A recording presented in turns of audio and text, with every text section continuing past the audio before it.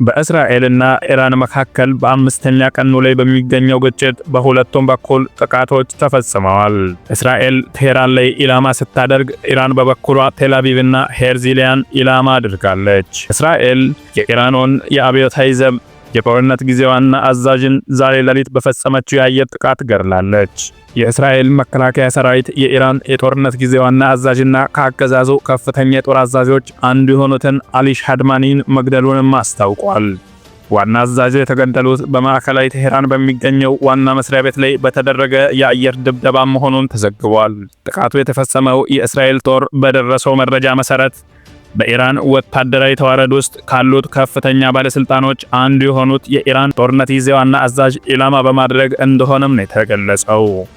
አሊ ሻድባኒ በዚህ ወር መጀመሪያ የእስራኤል የጥቃት ኦፕሬሽን ውስጥ የተገደሉትን የቀድሞው ጠቅላይ ኢታማዦር ሹም አላም አሊ ራሺድን ተክተው ሚናውን መረከባቸው ይታወሳል። ግድያው በኢራን ወታደራዊ እዝ መዋቅር ላይ ወሳኝ ጉዳትን የሚያደርስ ሲሆን የኢራን የጦር ኃይሎች ከፍተኛ አመራሮች እስራኤል በተደጋጋሚ ኢላማ እያደረገቻቸው ትገኛለች። ይህም ግድያ ሁለተኛው ሰራዊቱ ዋና አዛዥ በቀናት ውስጥ ኢራን አጥታለች። አያቶላ ኻሜኒም የጦር መኮንናቸውን ዙሪያቸው ያሉትን የጦር መኮንኖች በቀናት ልዩነት ሲያጡ ለሁለተኛ ጊዜ ነው። የአብዮታዊ ዘብ አዛዡ ሞትም አብዮታዊ ዘቡን የሰራዊት ሰንሰለቱ እንዲዳከም አድርጓል። እስራኤል ኢራን ዋነኛ የኒውክሌር ማበልጸጊያ የሚባለውን ናታንዝና የኒውክሌር ቦታዎችን ደብድባለች። የዓለም አቀፍ የኒውክሌር ተቆጣጣሪ ኤጀንሲም ከመሬት በታች ሴንተርፊውጅ ላይ ውድመት መድረሱን አረጋግጧል። እስራኤል የኢራን አየር ክልል ተቆጣጥረዋለች። የአገዛዝ ለውጥ እንዲደረግ ጭምር ግፊት እያደረገች ነው። ዛሬ በጠዋቱ ኢራን 30 የሚጠጉ ሚሳኤሎችን አስወንጭፋለች። እስራኤል አይረንዱምን ተጠቅማ ልትቃወም ሞክራለች። ነገር ግን የተሻገሩት የሞሳድ ጽሕፈት ቤትን እንዳጠቁ እየተነገረ ይገኛል።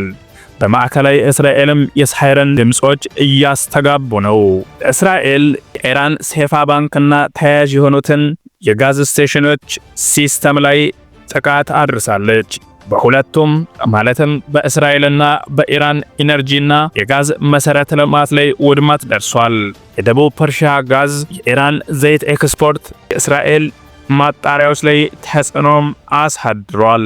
ትራምፕ ተኩስ አቁም እንዲደረግ ሲጠይቁ ቢከርሙም ትክክለኛ መጨረሻ ወይም እውነተኛ መጨረሻ ብለው የቴህራን ነዋሪዎች ለቀው እንዲወጡ አሳስበዋል። የእስራኤል ኢላማ የኒውክሌርና ወታደራዊ መሰረተ ልማትን ማፍረስና የኢራን የኒውክሌር ሐሳቧን እርግፍ አድርጋ እንድትተው ጫና ማድረግ ነው።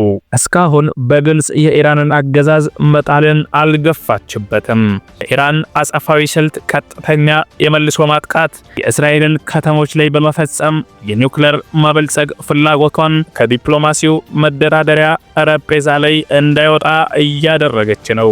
ሞሳድ ትልቁን ድርሻ በኢራን ውስጥ ባቋቋመው የድሮን ቤዝ፣ የሚሳኤል ሲስተም እንዲሁም በአየር ቅድመ ማጥቃት በማድረግ እየተወጣ ይገኛል። እስራኤል F-35፣ F-16 ከባንከር ባስተር ጋር ስትጠቀም ኢራን ባላስቲክ እንዲሁም ሃይፐርሶኒክ ሚሳኤልና ካሚካዜ ድሮኖች ምላሽ እየሰጠች ነው። ትራምፕ የቡድን ሰባት ጉባኤ ሳይጠናቀቅ ወደ አገራቸው ተመለሱ። የአሜሪካው ፕሬዝዳንት ዶናልድ ትራምፕ በመካከለኛው ምስራቅ የተፈጠረውን ውጥረት ለመከታተል የቡድን ሰባት ጉባኤን ሳያጠናቀቁ ወደ አገራቸው መመለሳቸው ታውቋል። በካናዳ እየተካሄደ የሚገኘው የቡድን ሰባት ጉባኤ አጭር ቆይታ ያደረጉት ትራምፕ በተቻለ ፍጥነት መመለስ አለብኝ ሲሉ ለጋዜጠኞች መናገራቸውን ቢቢሲ ዘግቧል። በግልጽ በሚታወቁ ምክንያቶች ቀድሜ መመለስ አለብኝ ሲሉ የተደመጡት ትራምፕ በመካከለኛው ምስራቅ የተፈጠረውን ውጥረት ለመከታተልና ከኢራን ጋር የሚካሄደውን ድርድር ዳግም ለማስጀመር ፍላጎት እንዳላቸው ሲኤንኤን ዘግቧል። ትራምፕ ካናናስኪስ በተሰኘው የካናዳ የመዝናኛ ከተማ ከመሪዎች ጋር ከተወያዩ በኋላ ለጋዜጠኞች ሲናገሩ ኢራን በመሰረተው ስምምነት ለማድረግ ወደ ድርድር ጠረጴዛ የቀረበች ይመስለኛል። እኔም ከዚህ እንደወጣው አንድ ነገር እናደርጋለን ብለዋል። ትራምፕ በተገኙባቸው ጥቂት ሰዓታት ውስጥ ጉባኤው መጠነኛ መከፋፈልን ማስተናገዱ እንደተስተዋለም ከስፍራው የወጡ ዘገባዎች አመላክተዋል። ፕሬዝዳንቱ መጀመሪያ ላይ በእስራኤልና ኢራን መካከል ውጥረት እንዲረግብ የሚጠይቀውንና በቡድን 7 ሀገራት መሪዎች የተዘጋጀውን የጋራ መግለጫ ላለመፈረም ፍላጎት አሳይተው ነበር። ይሁን እንጂ ትናንትና አመሻሽ ላይ ቡድን 7 ለቀውሱ መፍትሄ እንዲገኝ የሚጠይቅና የትራምፕን ይሁንታ ያገኘ የሚመስል የመሪዎች መግለጫ አውጥቷል። ትራምፕ በተመሳሳይ እንደ አውሮፓውያኑ አቆጣጠር በ2018 የቡድን 7 ጉባኤን ጥለው መውጣታቸው ይታወሳል። በኢራንና እስራኤል መካከል የተጀመረው ከባድ ጦርነት ለቻይና ትልቅ ችግር መፍጠሩ ተነግሯል። በኢራንና እስራኤል መካከል የተጀመረው ጦርነት ለመላው ዓለም ትልቁ ፈተና ሆኗል። በዚህ ወቅት በመካከለኛው ምስራቅ ቀጠና ሀገራት የአየር በረራዎች ተስተጓጉለዋል፣ በብዙዎች ዘንድም ጨርሶ መቋረጣቸው ነው የሚገለጸው። በተመሳሳይ የሁለቱ ሀገራት ወደ ጦርነት መግባት ለቻይና የምጣኔ ሀብት ላይ ከባድ ጫና እንደፈጠረና በሆርሙዝ ወሽመጥ የሚተላለፈው ነዳጅ ዘይት ሊቋረጥ እንደሚችል ስጋት መኖሩን የቻይናው ውጭ ጉዳይ ሚኒስቴር ቃል አቀባይ ጎጂያኪን አስታውቀዋል።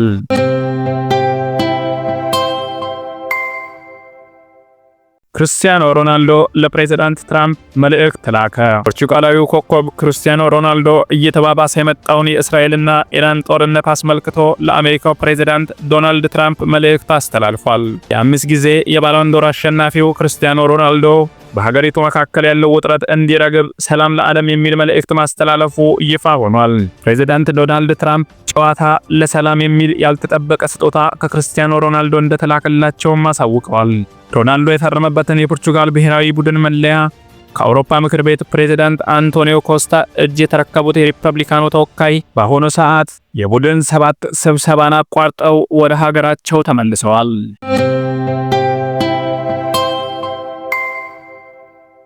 ቱርክን የሚደፍራት የለም ሲሉ የሀገሪቱ ፕሬዝዳንት ለሀገራቸው ቃል ገብተዋል።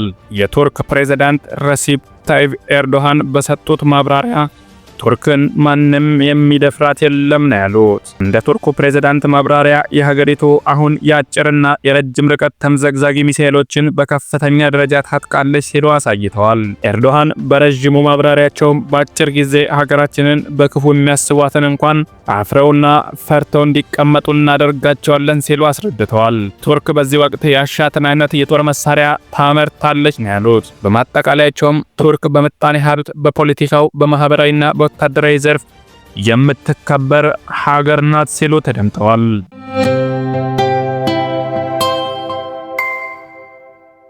የኬንያ መንግስት ለሱዳኑ ፈጥኖ ደራሽ ኃይል ጦር መሳሪያ መላኩን በምርመራ ማረጋገጣቸውን የሀገሪቱ የዜና አውታሮች ዘግበዋል። ዴይሊ ኔሽን ጋዜጣና ኤንቲቪ ቴሌቪዥን በተንቀሳቃሽ ምስሎች ላይ ባደረጉት ምርመራ በካርቱም አቅራቢያ የፈጥኖ ደራሽ ኃይሉ ይዞታ በነበረ የጦር መሳሪያ መጋዘን ውስጥ የኬንያ መከላከያ ሚኒስቴር መለያዎች የታተሙባቸው የጦር መሳሪያ ሳጥኖች መገኘታቸውን ማረጋገጣቸውን ገልጸዋል። የኬንያ መከላከያ ሚኒስቴር በበኩሉ በምርመራው በተጠቀሱት በመሳሪያ ሳጥኖች ላይ የታተሙትን የመለያ ምልክቶች እንደማያውቃቸው ገልጿል።